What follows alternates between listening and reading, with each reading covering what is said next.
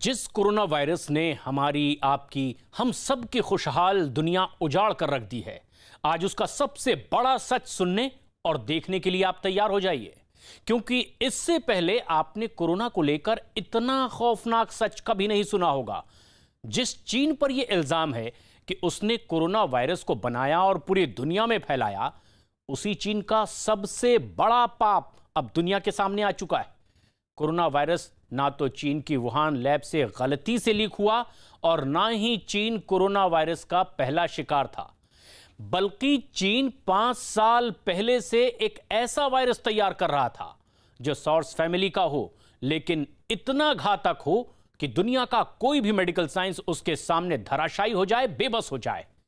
चीन पर जो सनसनीखेज रिपोर्ट आई है, उसके मुताबिक जिनपिंग और उनकी सेना ने कोरोना वायरस का वो जैविक हथियार बनाकर अब तीसरा विश्व युद्ध शुरू कर दिया है।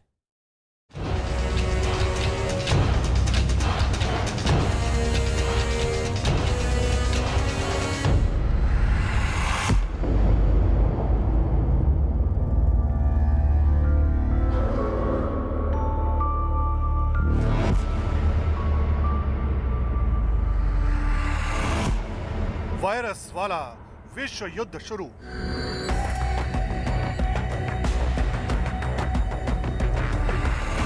कायर चीन लाया कोरोना। कोरोना पर चीन का पंचवर्षीय पाप।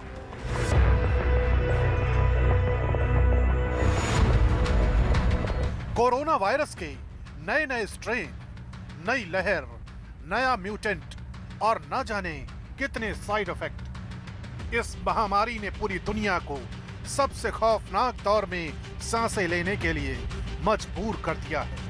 करीब 1.5 साल में कोरोना वायरस ने दुनिया में करोड़ों लोगों की जान ले ली है। लाखों लोग रोज इसकी चपेट में आ रहे हैं। विश्व को तहस नहस कर देने वाले इस वायरस को लेकर बहुत बड़ी साजिश का पर्दाफाश हुआ है। कोरोना के नाम पर चीन ने एक बार फिर दुनिया को बहुत बड़ा सदमा दिया है। कोरोना वायरस को लेकर चीन के खिलाफ वीकेंड ऑस्ट्रेलियन अखबार में एक सनसनीखेज रिपोर्ट छपी है। इस रिपोर्ट में किए गए दावों ने पूरी दुनिया में हड़कंप मचा दिया है। इस रिपोर्ट में लिखा है कि चीन के वैज्ञानिक और स्वास्थ्य अधिकारी कोरोना वायरस को लेकर साल 2015 से ही चर्चा करते आ रहे हैं। यही नहीं, इस रिपोर्ट में यह भी दावा किया गया है कि चीनी वैज्ञानिकों ने इस कोरोना वायरस को एक जैविक हथियार के तौर पर इस्तेमाल करने पर भी चर्चा की थी।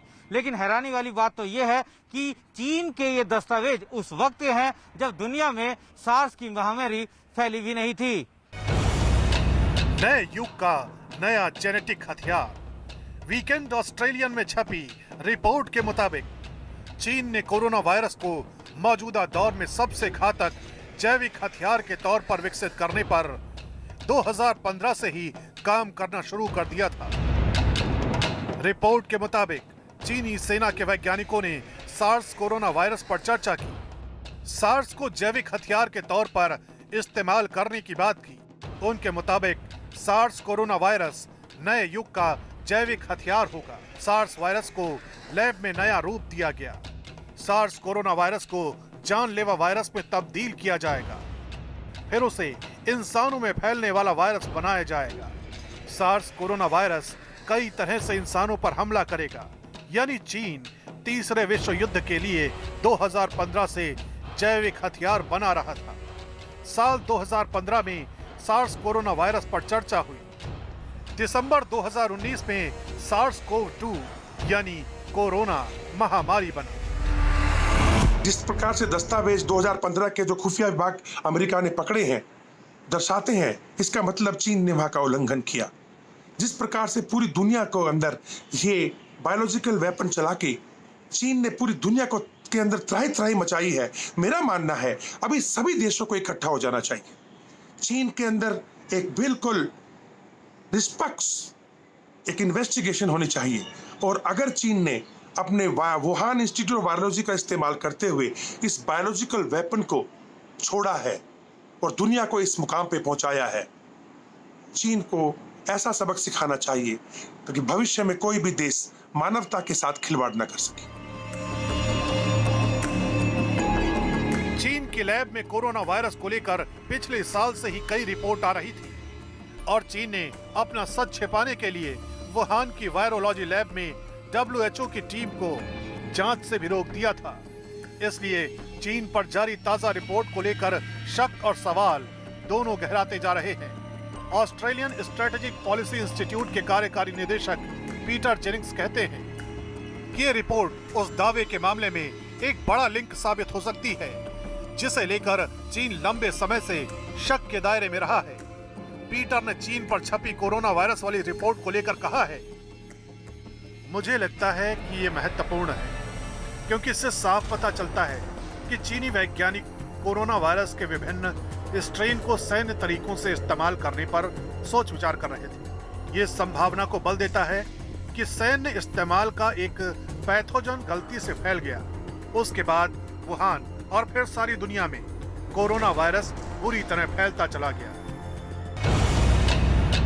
चीन को लेकर पीटर जेनिंग्स का दावा इसलिए सच नजर आता है क्योंकि वो सवाल उठाते हैं कि अगर कोविड-19 की शुरुआत चीन से नहीं हुई थी तो फिर उसने हर बार विदेशी स्वास्थ्य संस्थाओं और विदेशी प्रतिनिधिमंडल को जांच से क्यों रोका।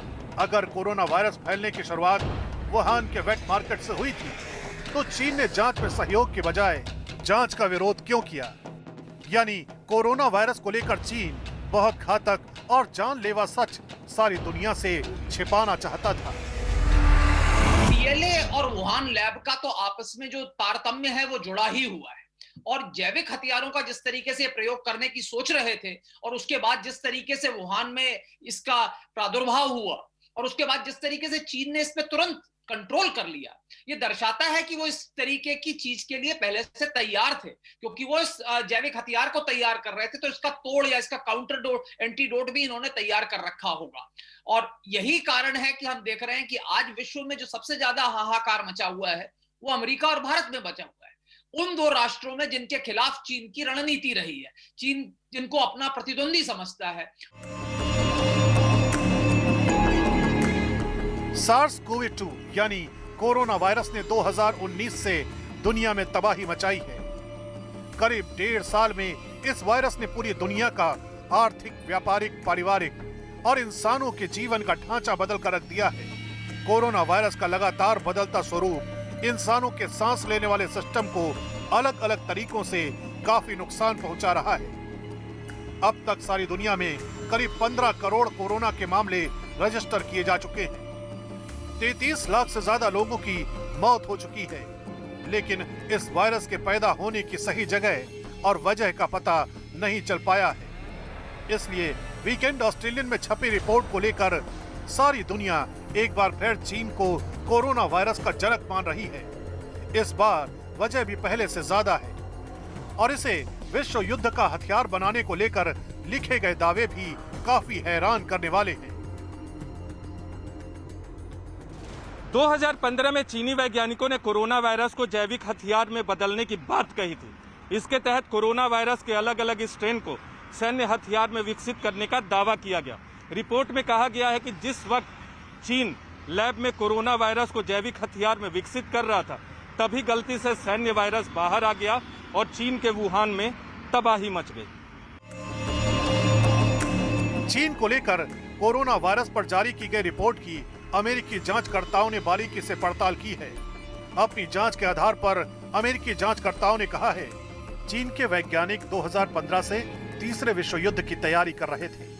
तीसरा विश्व युद्ध कोरोना वायरस जैसे जैविक हथियार से लड़ने की तैयारी की गई। सीक्रेट कोविड डॉक्यूमेंट में कहा गया कि युद्ध में जीत के लिए ये मुख्य किरदार होंगे। इसमें लिखा है कि कोरोना वायरस से हमले के लिए बेहतर परिस्थिति देखनी होगी, यानी जब बायो हथियार सबसे घातक हों तभी उसे फैलाया जाए। इससे दुश्मन के मेडिकल सिस्टम पर बहुत बुरा असर पड़ेगा।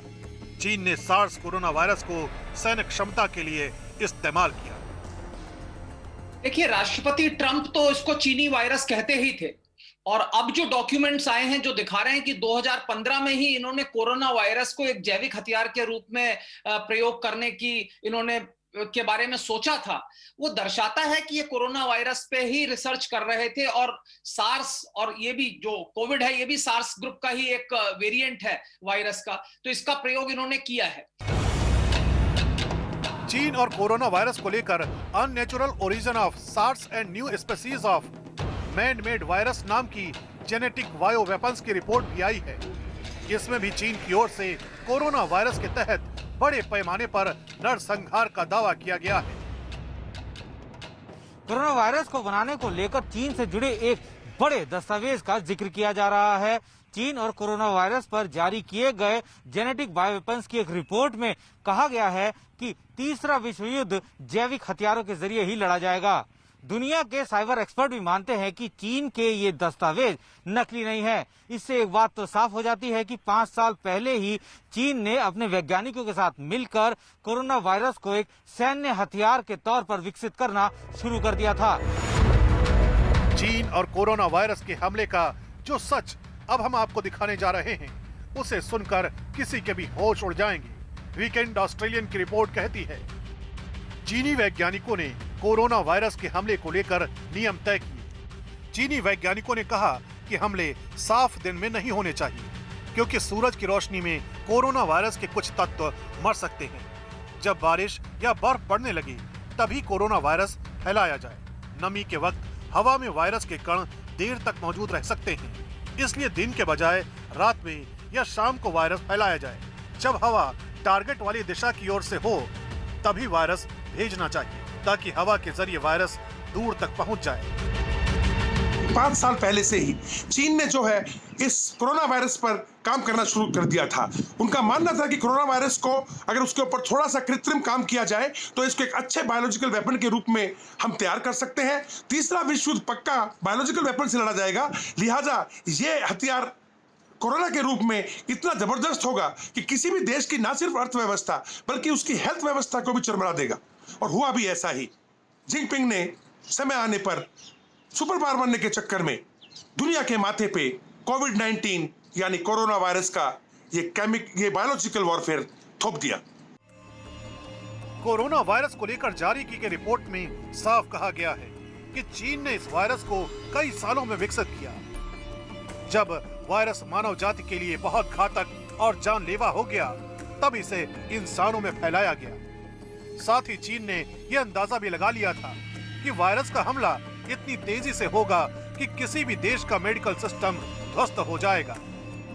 अमेरिका समेत दुनिया के कई देशों ने चीन के घातक इरादों पर चिंता जताई है, क्योंकि चीन को यह नहीं मालूम कि वायरस वाला जो विश्व युद्ध उसने शुरू किया है, उस आग में सबसे पहले वो खुद जलकर भस्म हो जाएगा।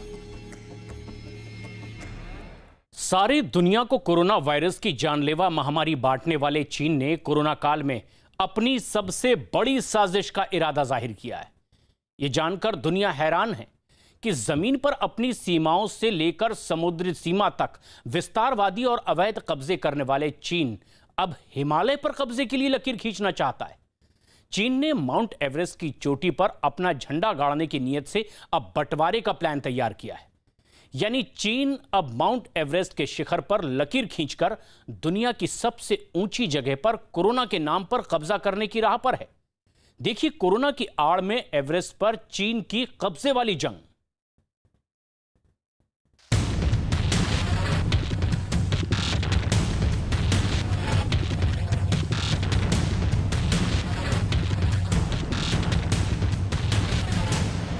हिमालय की ऊंचाई, इसकी बुलंदी और विशालतम पर्वत की सारी दुनिया में कोई मिसाल नहीं है। ठीक वैसे ही चीन की साजिशों का कोई और छोर नहीं है। हिमालय की चोटियों पर आकर लोग विश्व में कीर्तिमान बनाते हैं, लेकिन चीन ने हिमालय पर्वतमाला से जुड़े माउंट एवरेस्ट को लेकर साजिशों का नया कीर्तिमान बनाने का ऐलान किया है। कोरोना के बहाने चीन ने माउंट एवरेस्ट को लेकर जो फैसला लिया है, ऐसा सिर्फ चीन ही कर सकता है, जो कि चीन का दूसरा नाम ही साजिश है।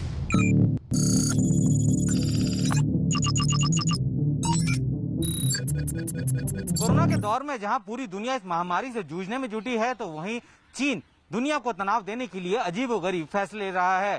चीन की विस्तारवादी नीति का एक ऐसा सच सामने आया है जो आज से पहले कभी सुनाई नहीं दिया।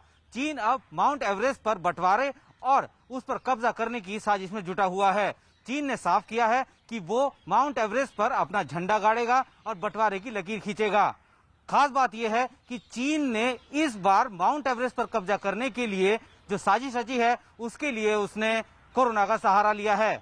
चीन ने सरकारी न्यूज एजेंसी सिन्हुआ के जरिए जो कहा है, उसे जानने के बाद दुनिया हैरान है, क्योंकि ऐसा पहली बार हो रहा है जब एवरेस्ट के शिखर पर चीन कब्जे की नीयत से लकीर खींचने की बात कर रहा है। न्यूज एजेंसी सिन्हुआ ने कहा है,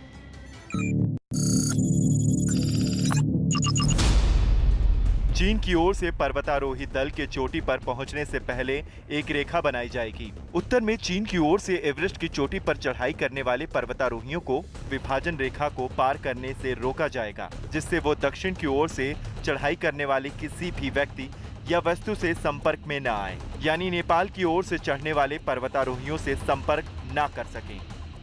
कोरोना का बायोलॉजिकल बम चीन ने छोड़ा है, उसका तोड़ उसके पास है। उसके देश में कोई कोरोना वोरोना नहीं। पर्वतारोही उस तरफ जाएंगे और कोरोना फैलेगा, ये मजाक है। असल बात तो चीन वहां पे कब्जा करना चाहता है और उसको सही मौका लग रहा है। और नेपाल जो कि उसके कर्ज में डूबा पड़ा है, जिसने कि बेल्ट एंड रोड इनिशिएटिव में आके बड़ा उछल के काफी कर्ज चीन से लिया, आज इतना कर्ज के नीचे दब गया है कि बोल नहीं पा रहा। लेकिन चीन के खिलाफ नेपाल में आवाजें उठने शुरू हो गई है। ओली ने अपना विश्वास मत अभी हाल ही में खोया है, क्योंकि चीन न सिर्फ एवरेस्ट बल्कि नेपाल के पूर्वोत्तर क्षेत्र के काफी गांव को हड़प चुका है।